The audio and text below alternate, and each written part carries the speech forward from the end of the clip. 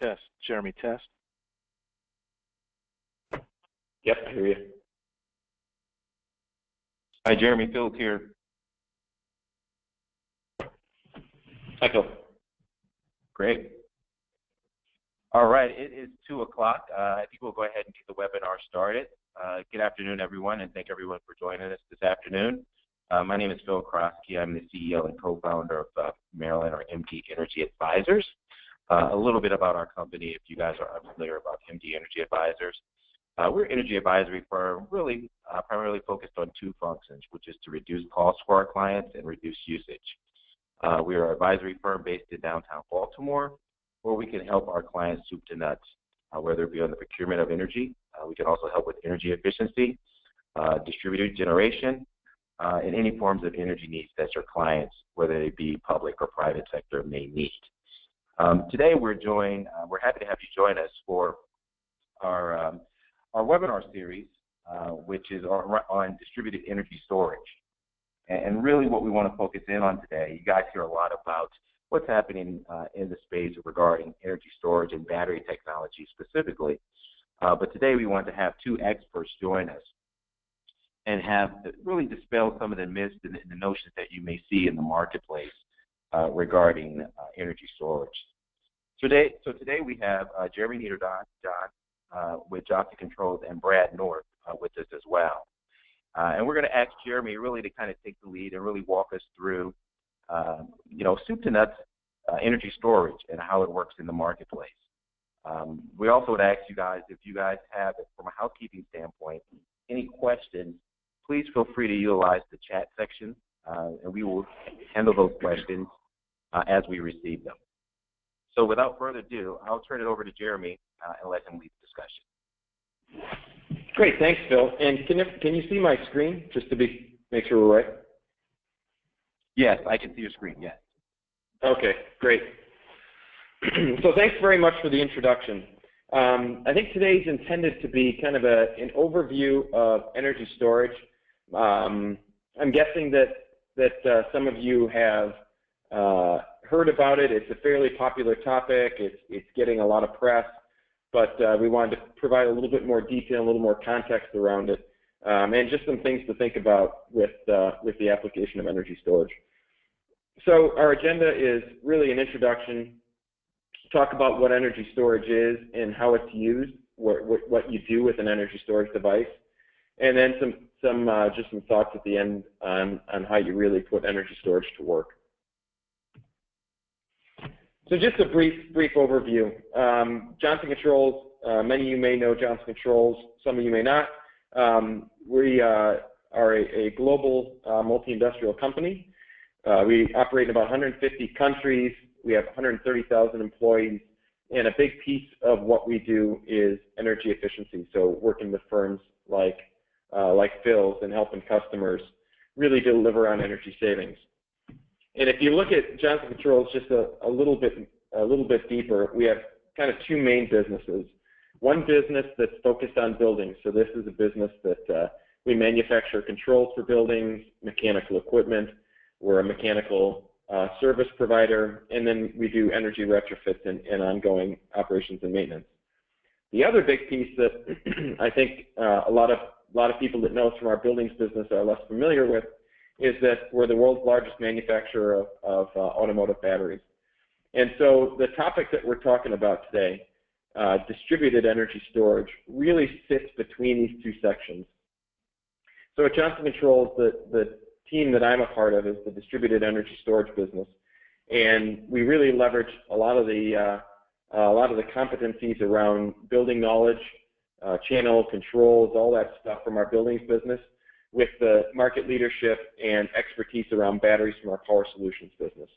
So it really was a very unique fit for Johnson Controls to enter this market. When you look at a building, and this kind of forms the basis of a bit of what we're talking about today. There's a number of different systems in the building, from controls, HVAC equipment, lighting, security, all those kinds of things. I'm sorry. Can you see the screen, or did it pause?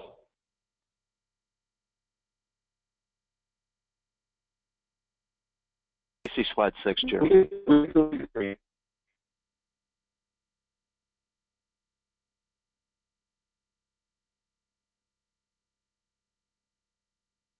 We're on slide 6.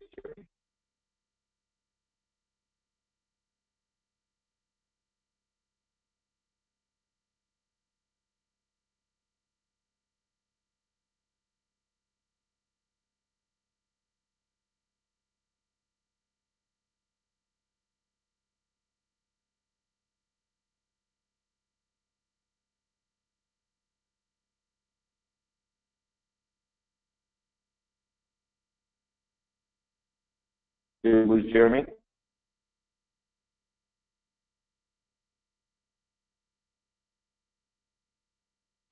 think he's coming back here. Let's give him like 30 seconds here.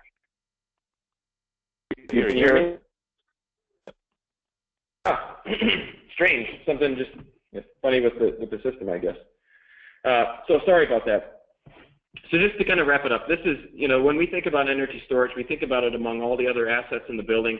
And what we're going to be talking today is really about the application of energy storage in behind-the-meter or building-type systems. And so that's really the focus of this discussion.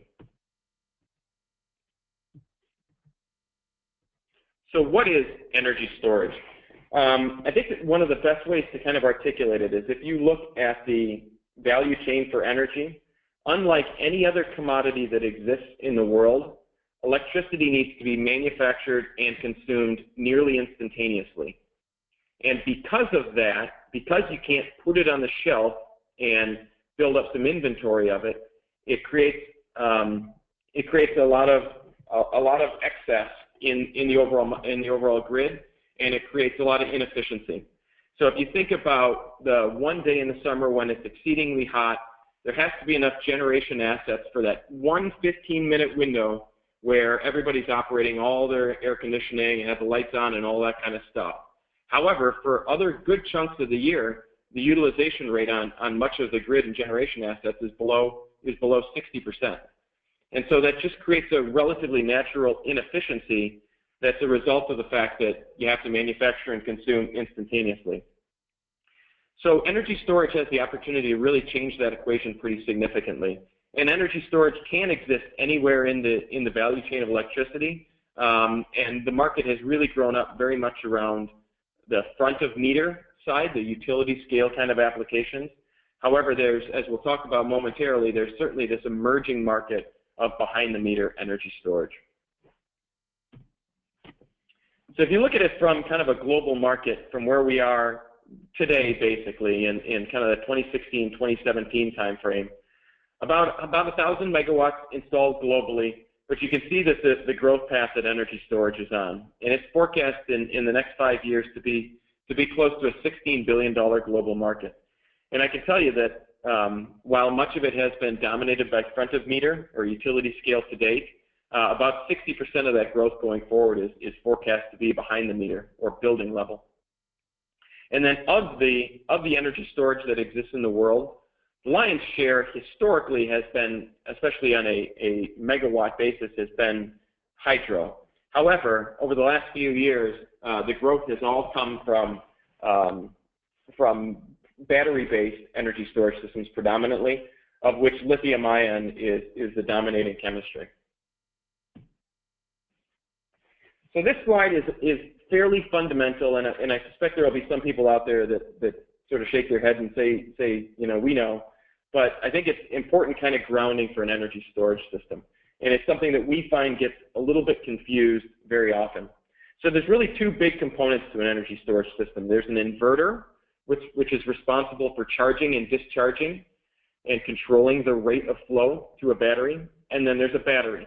So the inverter is the kilowatt or megawatt component, and the battery is the duration or the kilowatt hours piece. Just to give you some idea on system typicals, small systems are kind of in that 30 to 125 kilowatt range from an inverter, and call it 30 kilowatts to 30 kilowatt hours to 250 kilowatt hours on the energy side. And again, talking about kind of commercial building size systems here. Large commercial size buildings, large commercial systems can range from kind of 250 kilowatts to 1 megawatt. and systems that are in that half megawatt hour to megawatt hour to multi-megawatt hour. And then utility systems can be very large. There's certainly lots of examples of large utility scale systems. And then we'll get into a little bit more of the applications as we continue to move through here. But one other thing that's sort of important to understand that's often referred to in the energy storage industry is the C rate of a battery. So C is power over energy. It's the ratio of power to energy.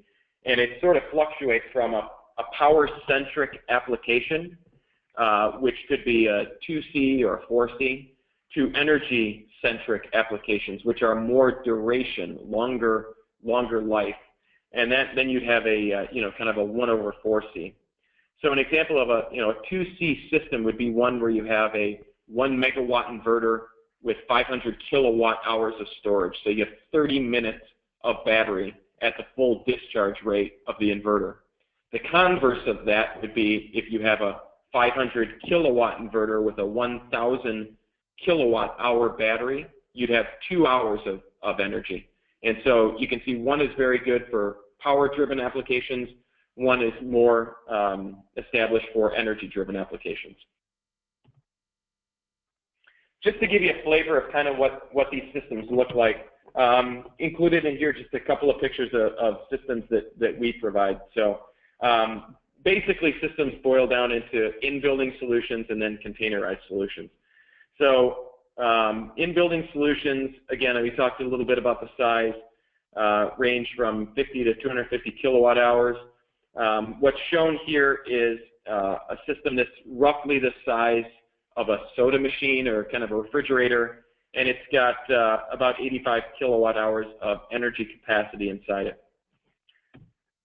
The other option is containerized, and so there's lots of different kind of configurations of this, but again, these are kind of incremental. So you pick an inverter that's appropriate for the application, and then you size the duration of the battery, and you sort of set down these building blocks next to each other to get the right mix of capacity that you want.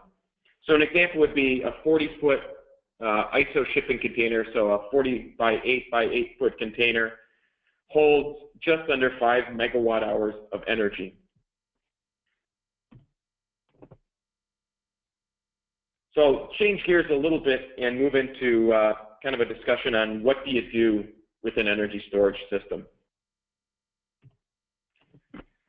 So there's a number of different applications, and we'll kind of talk through them. So the first one, the one that people are probably most familiar with, is demand charge management. Demand charge management, as everybody's probably familiar, on your utility bill, you pay for really two things. You pay for demand, a kW charge, and then you pay for energy use, a kWh charge. And where there's pretty strong economics in different parts of the United States is this opportunity to shave a peak or reduce demand charges. So basically, charging up a battery during a period of time where you're unlikely to set a peak during a low demand time, and then discharging it during a period of peak energy use to save on that cost. Kind of the corollary to that is energy savings, so doing the energy arbitrage. If you're on a time of use rate or you have on-peak and off-peak kWh pricing, you have the opportunity to charge the battery during off-peak time and then discharge it during on-peak time. And these very often go together. However, the thing that's important to note is that demand charge savings is the one that typically drives the economics, and energy kind of arbitrage, that kWh on-peak, off-peak, is typically kind of I call it a sweeten the pot kind of thing. By itself doesn't typically cash flow. Demand charges do, but having the ability to arbitrage on rates just improves it. Hey, Jeremy, hey, Jeremy, real quick, I just wanted to butt in real quick. We have one quick question, if I could pause you right there for 1 second. Yeah, please. Just going back a few slides ago, you mentioned lithium-ion as pretty much the battery source. One of the questions that we received was, is that safe, lithium-ion batteries? Is it safe? Yeah, are those batteries safe? There's publications in the news and the media, but there's some safety measures. Okay. Yeah, that's a great question. That certainly comes up very often. What I would tell you is that absolutely it's very safe. There is an incredible installed base of lithium-ion in building applications operating today. And what makes it real safe is really the management that kind of wraps around it. And so there's a number of safety features. It starts with the overall control system, ensuring that what you're asking the battery to do is not something that's outside of the bounds of what it's capable to do.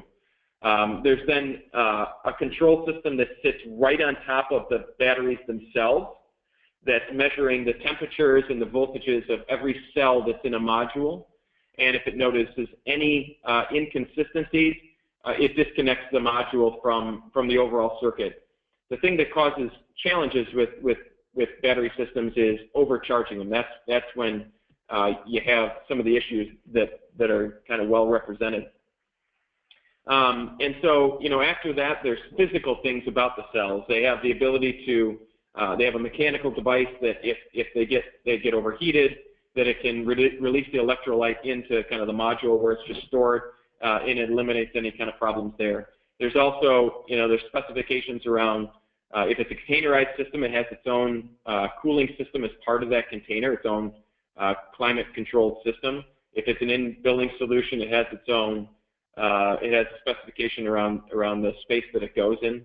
And then, the last piece of it, if it's a containerized system, it also has a fire suppression system as part of it. So it's really about redundancy and the right levels of controls, but it is very safe. So maybe that was more detail than was intended, but hopefully that helps. No, that was good. And just a reminder, if you all have questions, please feel free to submit your questions, and we'll be sure to answer. Cool. Okay, so the next application, we talked about demand management, which is responding to a need to reduce load to save money on your utility bill. Kind of the similar component to that is demand response, where you're reducing your demand in your facility as a result of getting compensated from kind of the utility in the grid. And so a battery system is an excellent asset to participate in demand response.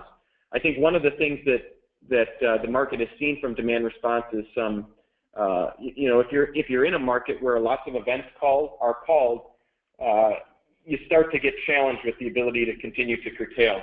And so a battery system is a great asset for doing that because you can curtail from the perspective of the utility with no real impact on your facility. So you can get compensated for participating in demand response without shutting down a manufacturing line or turning off a building in a university or something like that. The other benefit of it is that an energy storage system compared to like a generator, there's no emissions with the ability to curtail, and so that's a very popular thing for a lot of clients that are interested in participating in demand response. Frequency regulation is another program that's offered in PJM, and it's had a lot of press over the last few years, and something that people may be familiar with.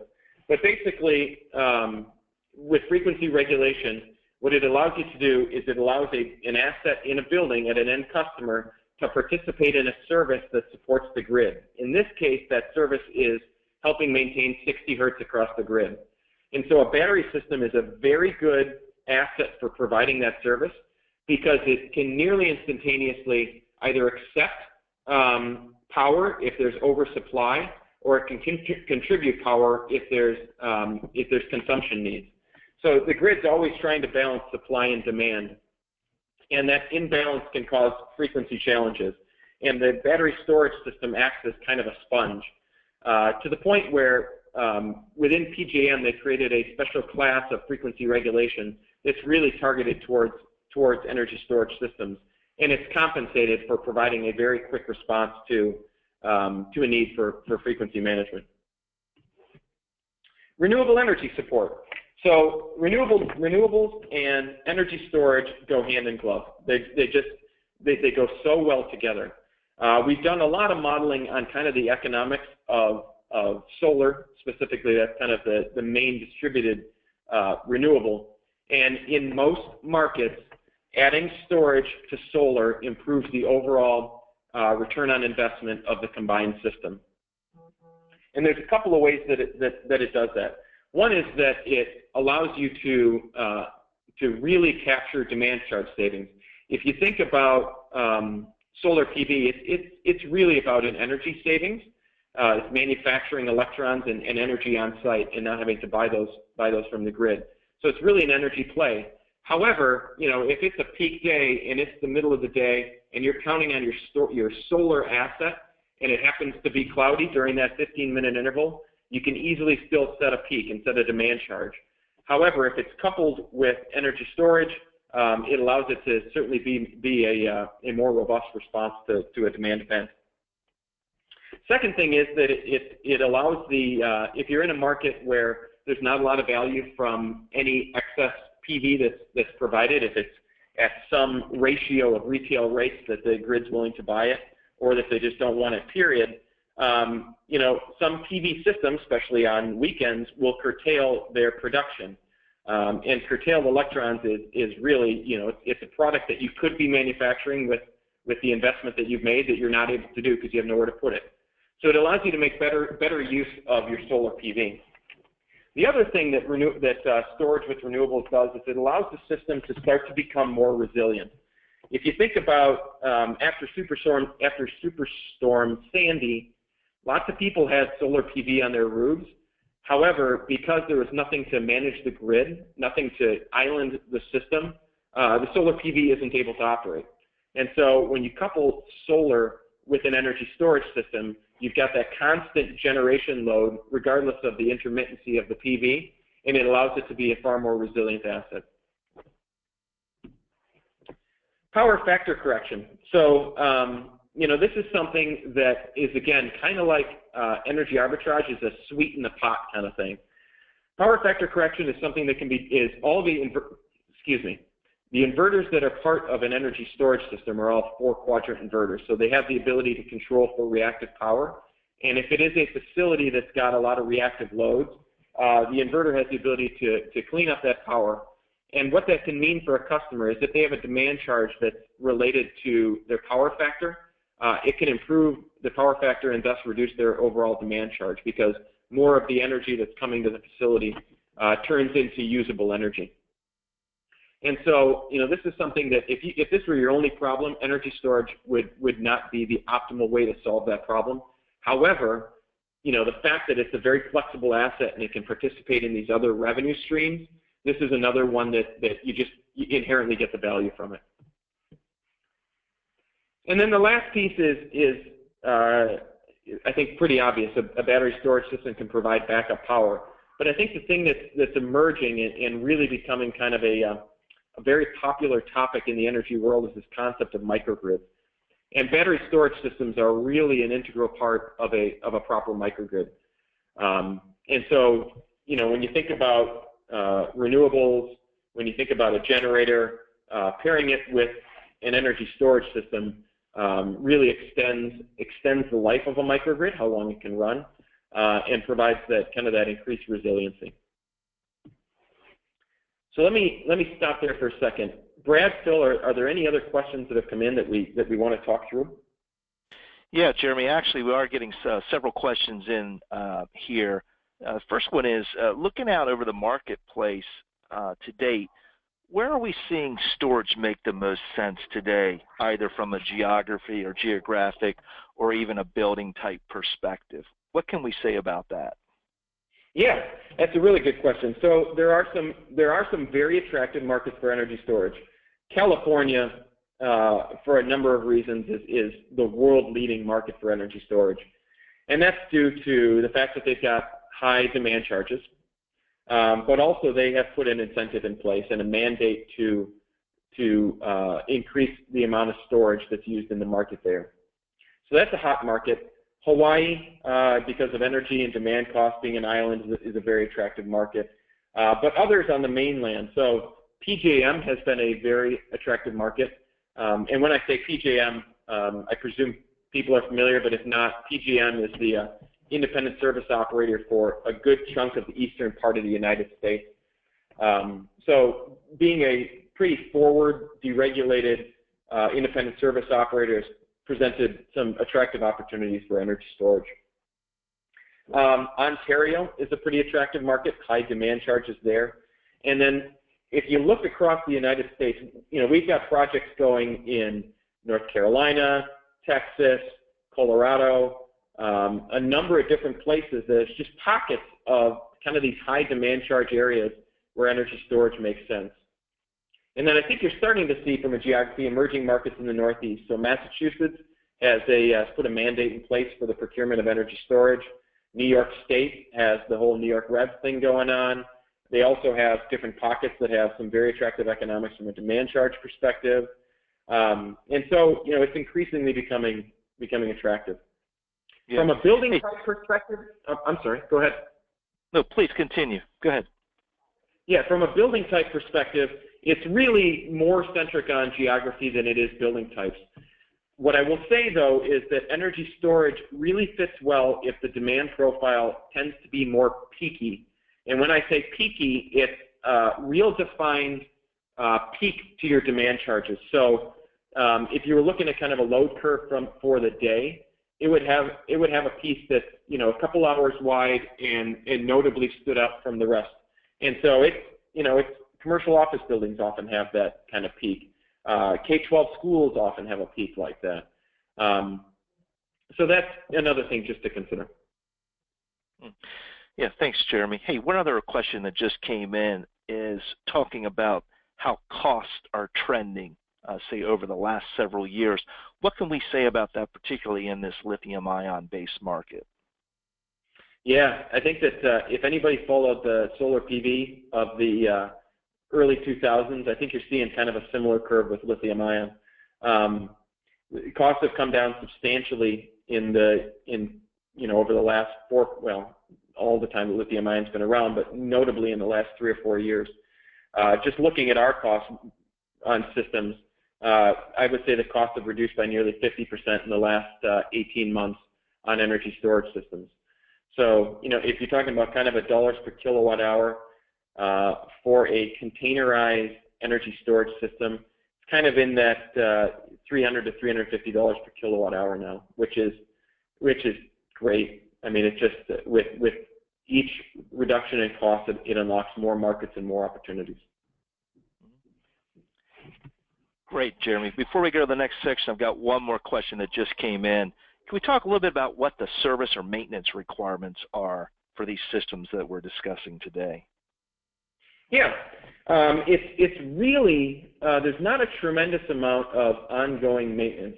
If it's a containerized system, there's a cooling system, a heating and cooling system as part of it that needs regular PMs.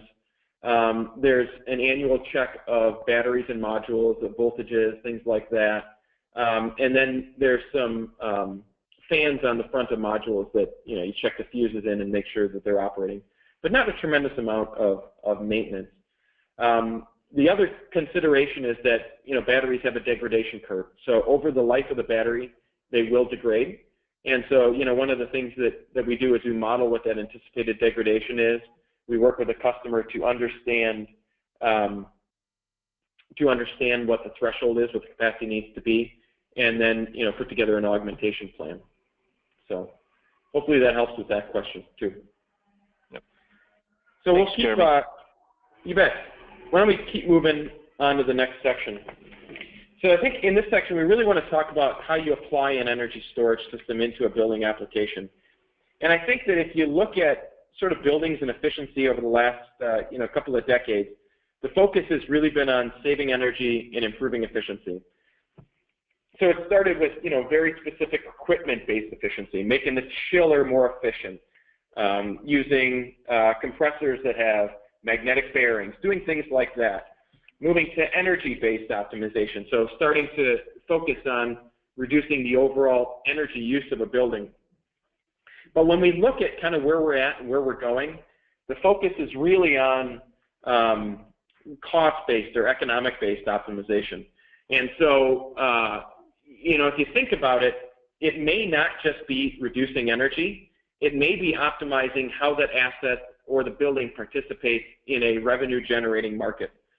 And so that's kind of the approach that we're taking, and that's where you really deliver the most economic benefit for a client.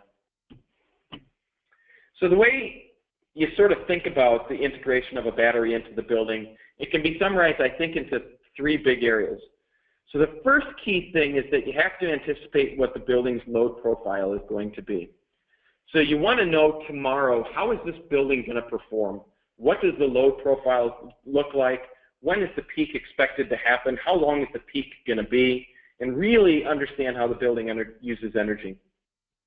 With that understanding, then, you can determine the optimal way to use the battery. So you know that it could be demand charge savings. It could be participating in frequency regulation. There's a number of, it could be a demand response asset. So knowing what the load profile is and knowing the parameters of the ways that you can monetize that battery, you can then select the one that brings the most value to a client. And then the third thing, and this is kind of harkens back to what we talked about at the beginning, is really thinking about how that battery integrates with the building more broadly. And so you magnify any battery savings by doing it in coordination with the other building assets. And so let's dig into that just a little bit more. So it starts with, understanding what the building load is. And part of that comes from looking at the building use. So a calendar of the building. Is it going to be a holiday? Is it a weekend? Is it just a regular day? Are there meetings scheduled? Things like that. Understanding the weather, the day ahead weather. Using these different inputs to then build a model of the load, the expected load for the next day. And the way the controls works is it's very much a kind of a machine learning algorithm that over time it continually tunes its load forecasting capabilities to really hone in on building a very accurate forecast of what the load will be. With that then, you can also look at utility pricing predictions, day ahead prices for utilities if it's in a real-time market. You can look at degradation of equipment performance. You can look at all these different things and say, the optimal thing to do tomorrow is to participate in peak shaving. Tomorrow looks like a day based on the weather that's going to create a defined peak, and it's going to set the peak for the month. I'm going to use the battery and everything I got to shave that peak. You can make those kinds of economic decisions. And then you can leverage the building along with some of the other assets to really magnify those savings. And when we talk about magnifying those savings, it's things like if you're going to shave a peak, you can do it with the battery, but you can also command the central plant. You can command chilled water temperature up a degree or two. You can pre-cool the building. Using the thermal mass of the building has a significant impact on the ability to save energy during peak events. And so it's important when you think of an energy storage device, particularly in behind-the-meter applications, to think about it in the context of all the other energy-consuming assets in the building, because that's pretty important.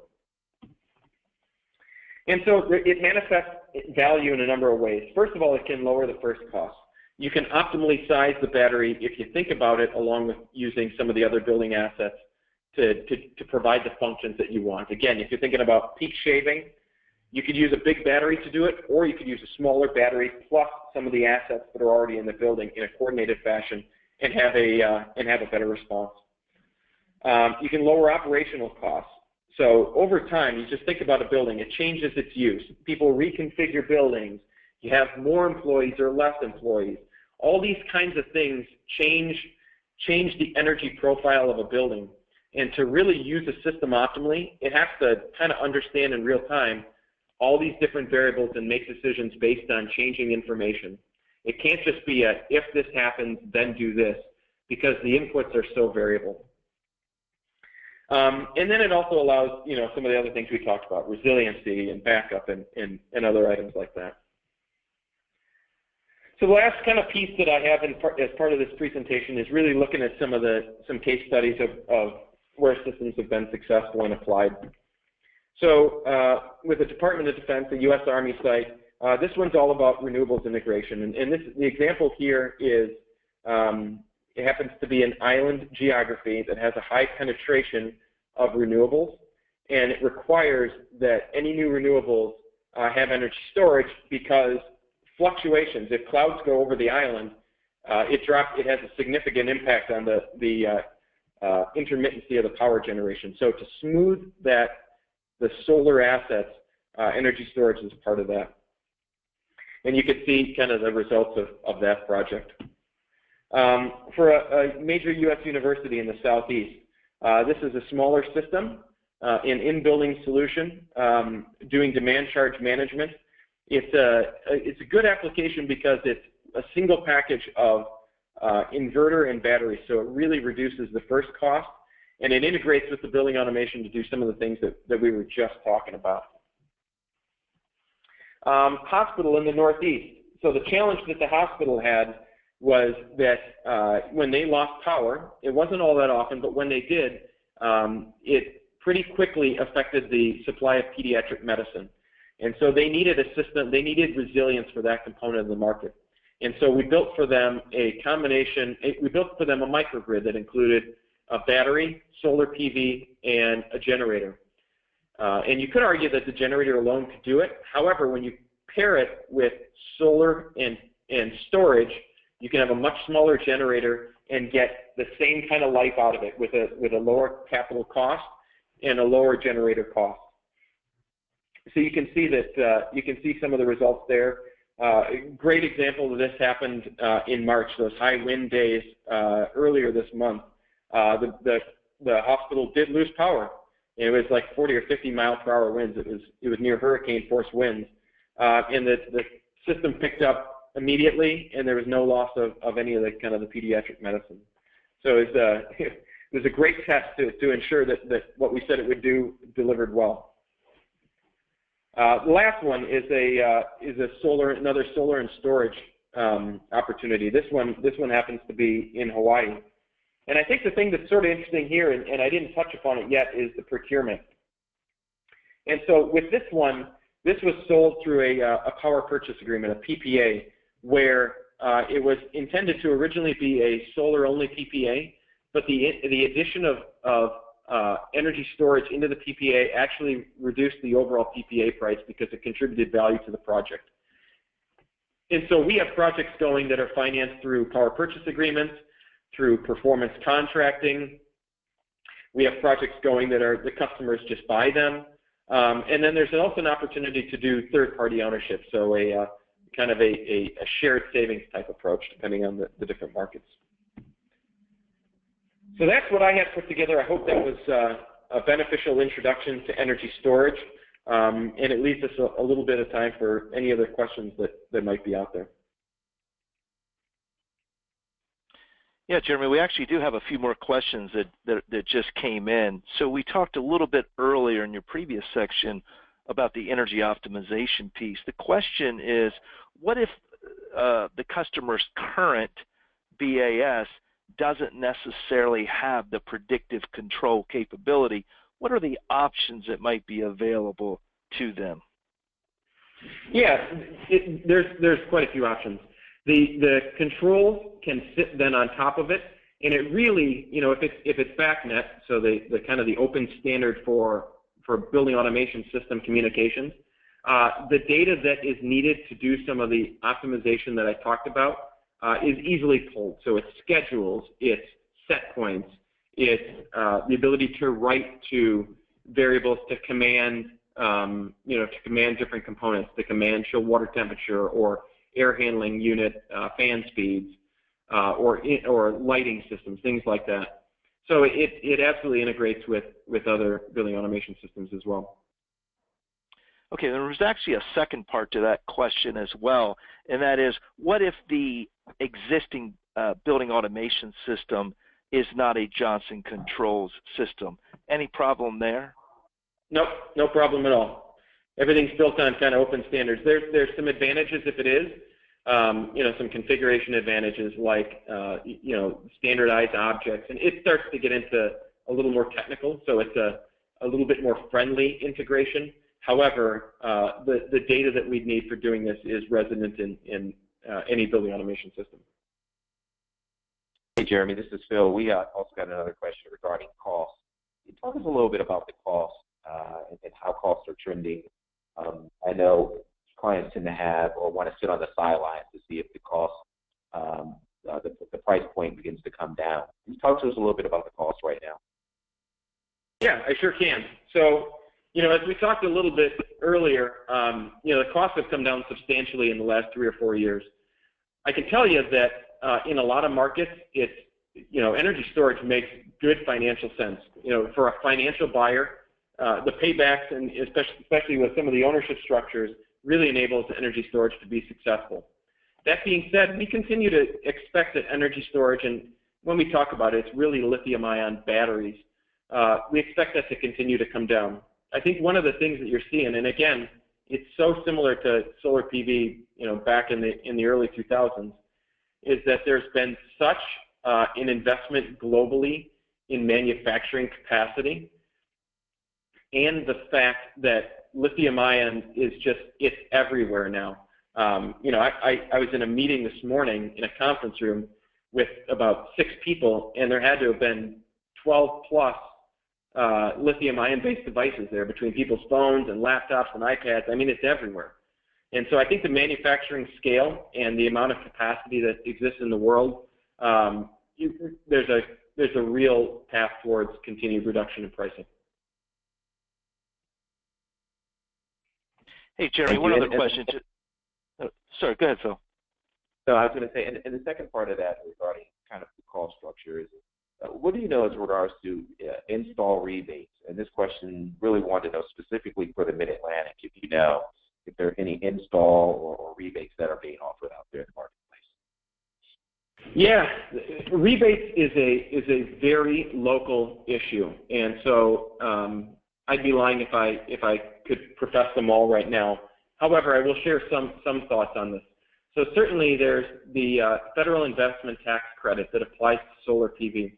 If energy storage is paired with solar PV, and I believe it's north of 75% of the power that's generated from the solar PV is used in conjunction with the battery, the combined system qualifies for an investment tax credit. In Massachusetts, as we talked, there's incentives. There are, depending on the geography, there are resiliency incentives. So particularly if you're a municipal building, there's a real motivation through Department of Homeland Security and others to improve resiliency nationally, and having kind of these community centers that will have power, or ensuring that critical infrastructure is in place, like gas stations. Things like that. There's opportunity for resilience funds too. But that's a good question, and we'll keep doing some digging and get more information on that.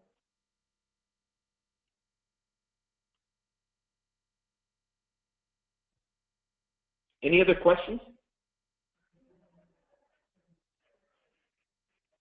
I guess the one other question that this is my personal question. We talked about a little bit about the lead up to this webinar. Is energy battery storage the next big thing?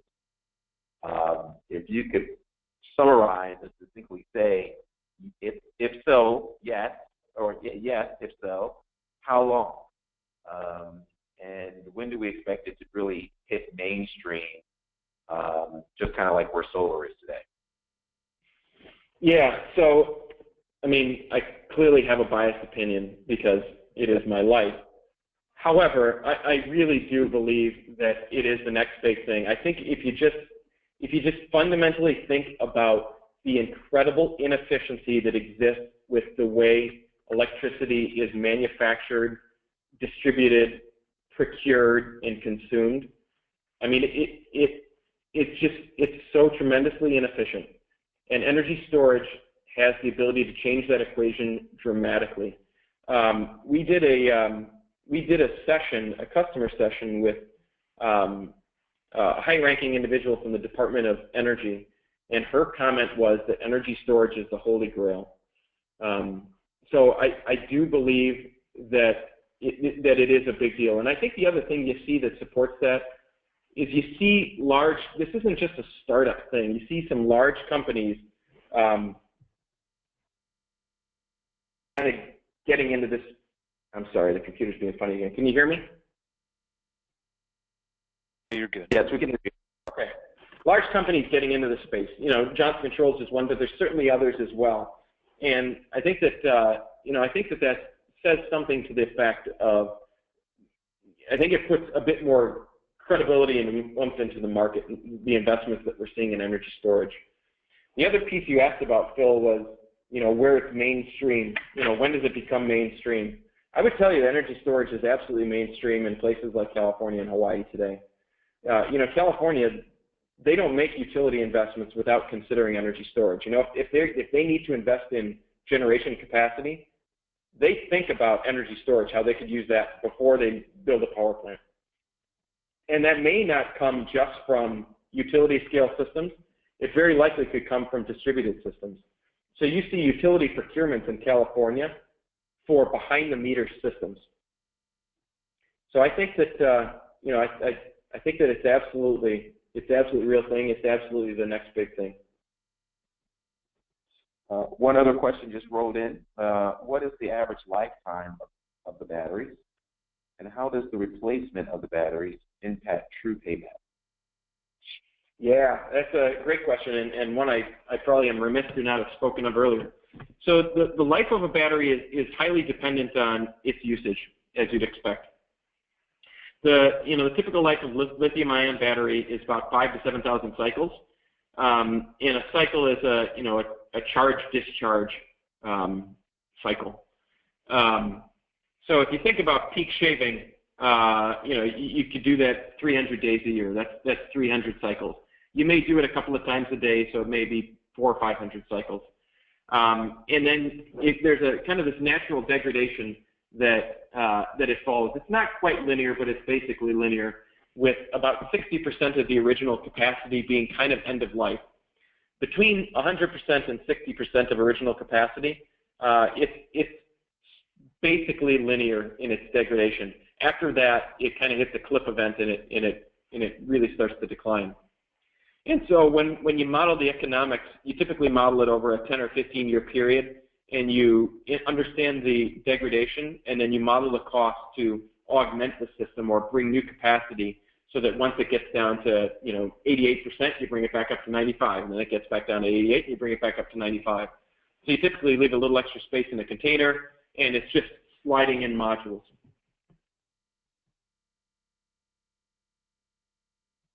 Great.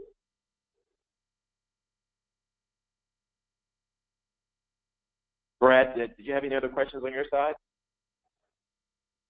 No, I don't think so, Phil. I think that pretty much covers everything I had. Great. Yeah, same here. We did want to get one last question. Jeremy, Brad, if anyone on the call, we just got one comment, wonderful presentation, so kudos to you, Jeremy. If any of the listeners want to get in touch with you, then I know we'll follow up with emails, but if you want to just provide your contact information and how they can get in touch with you guys, that would be great. Sure. What's the best way to do that, Phil? Are you going to send up a follow-up email with details on us? Yeah, I'll send a follow-up email, but sometimes emails get lost in the glut of emails. So if you Sure. want to just provide your email address and phone number right now, that'll be good, and we'll also follow up with all the attendees with an email as well. Sure, that sounds fine. So I hope you have ink in your pen. I've got a long last name. My first name is Jeremy, Jeremy, .m as in Michael, Niederjohn. It's N as in Nancy, I-E-D as in David, E-R-J-O-H-N @jci.com. Great. And Brad, do you want to provide your contact information as well? Yeah, absolutely, Phil. So I'm just Brad at midenterprises.net, and we'll actually be sending out, I know there's a little bit of confusion around how sometimes the investment tax credit and some of the depreciation methods work, especially with combined storage and solar. So we're actually going to send out a one-page briefing from NREL, which provides a lot of clarity. So that's sort of a parting door prize for everybody, and we'll probably send that out under Jeremy's email. Yeah, that sounds great. The other thing that I would add, Phil, is that, if there is some interest in energy storage, I think a natural question might be, how do I know if my building or my customer's building is a good fit? The way that we analyze energy storage systems is that we really need two big things. We need interval data, so 15 or 30-minute interval data for a year, and we need a utility bill. And what we can tell from that then, from the interval data, we can see what their load looks like. And from your load, you can then see what the duration of the battery would need to be, so the kilowatt hours, and what the kW need is for the inverter. So that's how you size the system. And then the utility bill obviously allows us to understand the economics, so we can kind of make the economic optimization trade-offs in our modeling. Great, that's great. So if there's anyone on the call who's interested in learning more about battery, please utilize us here at MD Energy Advisors as a resource. Again, if you're in the BG&E service area, if you do have a copy of your bill and you want to send it to us, we can pull down your interval data. That may be something you may not have access to, but we can pull that down on your behalf. And then we can begin to really drill down to see if there are any opportunities where battery storage could be a benefit to you and your facility. So I just want to thank everyone for joining the call today. It was a really good discussion. I want to thank you, Jeremy, and you, Brad, as well, for imparting such great knowledge on it. And we hope to keep the conversation around battery storage going. And I think it is the next big thing. So we'll have further follow-ups on these conversations. Yeah, thanks very much, Phil, and thanks everybody for the time today. Sorry about the couple of computer glitches, but hopefully it's no worries. Great. Thanks, everyone. Have a good afternoon. All right, you too. Thanks. See ya.